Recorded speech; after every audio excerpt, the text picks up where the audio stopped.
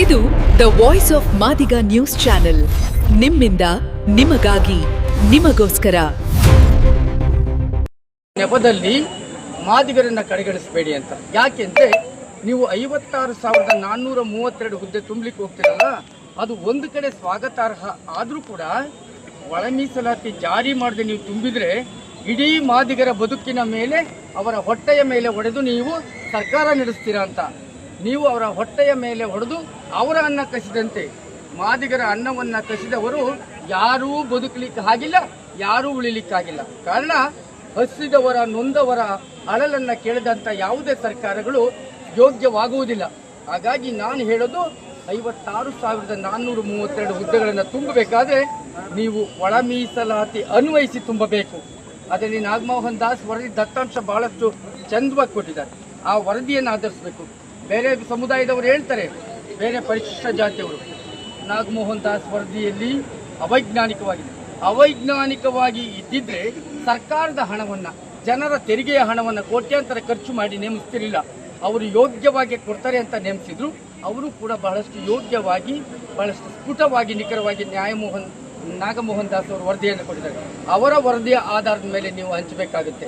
ಈಗ ನೋಡಿ, ಒಳ ಮೀಸಲಾತಿ ಅನ್ವಯಿಸಿ ಎಲ್ಲ ಕ್ಷೇತ್ರದಲ್ಲೂ, ಬರೀ ಶಿಕ್ಷಣ ಮತ್ತು ಉದ್ಯೋಗದಲ್ಲಿ ಅಷ್ಟೇ ಒಳ ಮೀಸಲಾತಿ ಅಲ್ಲ, ಎಲ್ಲ ಕ್ಷೇತ್ರದಲ್ಲೂ ರಾಜಕೀಯ ಬಂದರೂ ಕೂಡ ಅಲ್ಲಿ ಒಳ ಮೀಸಲಾತಿ ಬೇಕು, ಉದ್ಯೋಗ ಬಂದರೂ ಕೂಡ ಒಳ ಮೀಸಲಾತಿ ಬೇಕು, ಶಿಕ್ಷಣ ಬಂದರೂ ಒಳ ಮೀಸಲಾತಿ ಬೇಕು.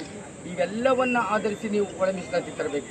ಆಮೇಲೆ ಇಡೀ ರಾಜ್ಯದಲ್ಲಿ ನನ್ನ ಮಾದಿಗ ನೌಕರರದು ಒಂದು ಅಳಲಿದೆ, ಅದು ಕೇಳಿಸ್ಕೊತಿಲ್ಲ ಸರ್ಕಾರ.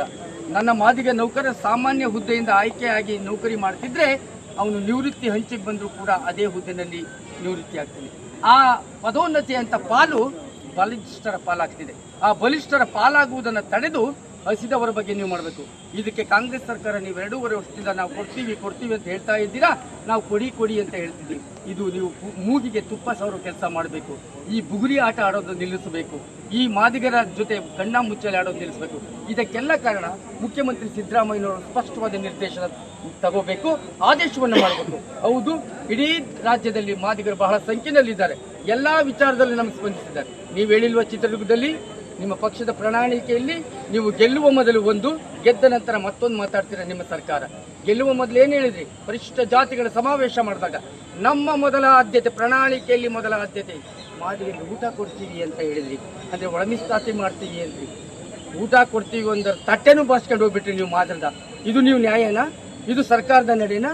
ನಿಮಗೆ ಅಳಲು ಕೇಳ್ತಾ ಇಲ್ವಾ? ಹಾಗಾಗಿ ನೋಡಿ, ಇದಕ್ಕೆ ಕಾರಣ ರಾಜ್ಯ ಸರ್ಕಾರ. ನಾವು ಸಚಿವ ಸಂಪುಟದ ಬಗ್ಗೆ ಹೇಳಲಿಕ್ಕೆ ಹೋಗೋದಿಲ್ಲ. ರಾಜ್ಯ ಸರ್ಕಾರ ನೇರವಾದ ಕಾರಣ, ಮುಖ್ಯಮಂತ್ರಿ ಸಿದ್ದರಾಮಯ್ಯನವರು ನೇರ ಕಾರಣ. ನೀವು ಮಾದಿಗರಿಗೆ ನ್ಯಾಯ ಕೊಡದೆ ಹೋದ್ರೆ ಗದ್ದುಗೆನಲ್ಲಿ ಹಾಕಿರ್ತಾರೆ. ನೀವು ಗದ್ದುಗೆ ಉಳಿಸಿಕೊಳ್ಳುವುದರಲ್ಲೇ ಕಾಲ ಕಳೀತೀರಿ ಹೊರತು, ಹಸಿದವರು ಲೈನಲ್ಲಿ ನಿಂತಿದ್ದಾರೆ, ಸಾಲಿನಲ್ಲಿ ತಟ್ಟೆ ಹಿಡ್ಕೊಂಡು, ಬೇರೆ ತಟ್ಟೆ ತಂದು ನೀವು ತಟ್ಟೆನೂ ಕಸಿತಿದ್ದೀರಲ್ಲ. ನಾವು ಬಡಿಸ್ಲಿಕ್ಕೆ ನಿಮಗೆ ಯೋಗ್ಯತೆ ಇಲ್ಲ ಅಂದರೆ ಯಾಕೆ ಆಳ್ಬೇಕು? ಯಾಕೆ ಸರ್ಕಾರ ಬೇಕು? ಇದಕ್ಕೆಲ್ಲ ಕಾರಣ ನೀವು ಬೊಟ್ಟು ಮಾಡಿ ಏನು ತೋರಿಸ್ತೀರಾ? ಕೇಂದ್ರ ಸರ್ಕಾರ ತೋರಿಸ್ತಾರೆ. ಕೇಂದ್ರ ಸರ್ಕಾರದಲ್ಲಿ ನಿಮಗೆ ಸೂಚನೆ ಮಾಡೋರು ಯಾರು? ಆಲ್ ಇಂಡಿಯಾ ಕಾಂಗ್ರೆಸ್ ಕಮಿಟಿ, ವಿರೋಧ ಪಕ್ಷದ ಲೀಡರ್ ರಾಹುಲ್ ಗಾಂಧಿ ಅವರು. ರಾಹುಲ್ ಗಾಂಧಿ ಗೊತ್ತಾಗೋದಿಲ್ವಾ ಇದು? ನನ್ನ ಆಡಳಿತ ಇರುವ ರಾಜ್ಯ ಸರ್ಕಾರದವರು ಇವರು 35 ವರ್ಷಗಳಿಂದ ಮಾದರಿಗೆ ಮೋಸ ಮಾಡ್ತಿದ್ದಾರೆ ಅಂತ ಗೊತ್ತಾಗೋದಿಲ್ಲ ರಾಹುಲ್ ಗಾಂಧಿಗೆ. ರಾಹುಲ್ ಗಾಂಧಿ ನೇರ ಕಾರಣ. ಈ ನಮ್ಮ ಒಳ ಮೀಸಲಾತಿ ಸಿಗದಿದ್ದಕ್ಕೆ ರಾಹುಲ್ ಗಾಂಧಿ ಅವರು ನೇರ ಕಾರಣ. ಯಾಕೆಂದ್ರೆ is the leader of the opposition party in all India Congress committee and the next president of the all India Congress committee Mallikarjun Kharge ಅವರು. ಬೇರೆ ವಿಚಾರಕ್ಕೆಲ್ಲ ನೀವು ಸಂದೇಶ ನೀಡ್ತೀರ ಹೈಕಮಾಂಡಿಂದ. ಮಾದಿಗರು ಹಸ್ತಿದ್ದಾರೆ, ಅವ್ರಿಗೆ ತಟ್ಟೆ ಕೊಟ್ಬಿಟ್ಟು ಬಡಿಸ್ಬಿಡಿ ಅಂತ ನಿರ್ದೇಶನ ಯಾಕೆ ಮಾಡ್ತಿಲ್ಲ? ಇದರಲ್ಲಿ ಮೊದಲ ಕಾರಣಗರು ರಾಹುಲ್ ಗಾಂಧಿ ಅವರು, ಎರಡನೆಯವರು ಮಲ್ಲಿಕಾರ್ಜುನ್ ಖರ್ಗೆ ಅವರು.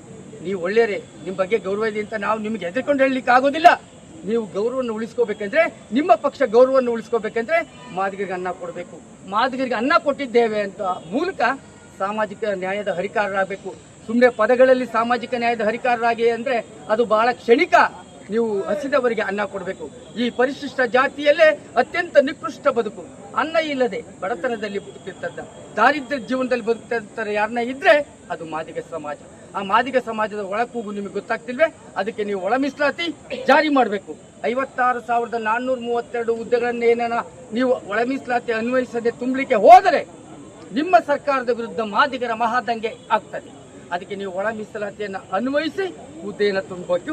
ಬಡ್ತಿ ಮೀಸಲಾತಿಯನ್ನು ಕೂಡ ಒಳ ಮೀಸಲಾತಿ ಅನ್ವಯಿಸಿ ತುಂಬಬೇಕು ಅನ್ನುವಂಥ ನಮ್ಮ ಆಗ್ರಹ. ನಾವು ಇವತ್ತು ಈ ತುಮಕೂರು ಪಟ್ಟಣದ ನಗರದಿಂದ ಮುಂದೆ ಹೋಗ್ತಾ ಇದ್ವಿ ಬೆಂಗಳೂರು ಕಡೆ.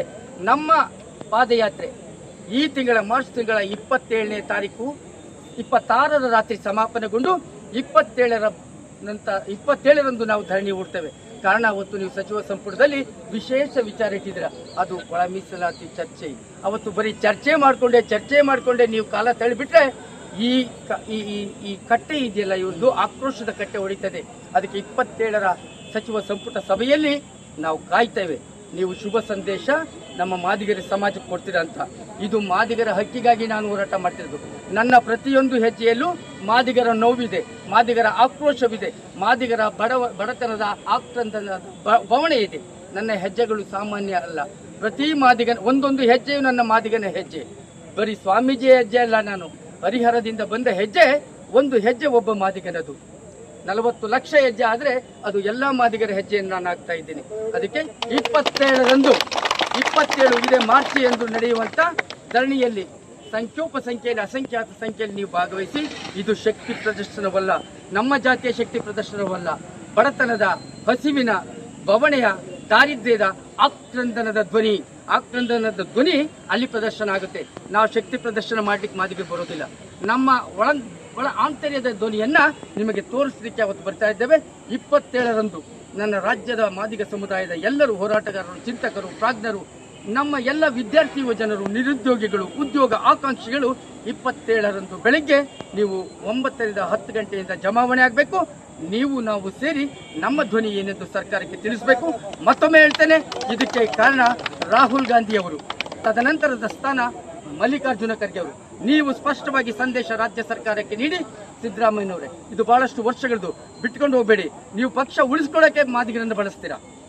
ನೀವು ಪಕ್ಷ ಗದ್ದುಗೆ ಬಂದ ತಕ್ಷಣ ಮಾದಿಗರನ್ನ ಹಿಂದೆ ಹಾಕ್ತೀರಾ. ಇದು ನ್ಯಾಯನಾ? ಇದು ಸಾಮಾಜಿಕ ನ್ಯಾಯನಾ?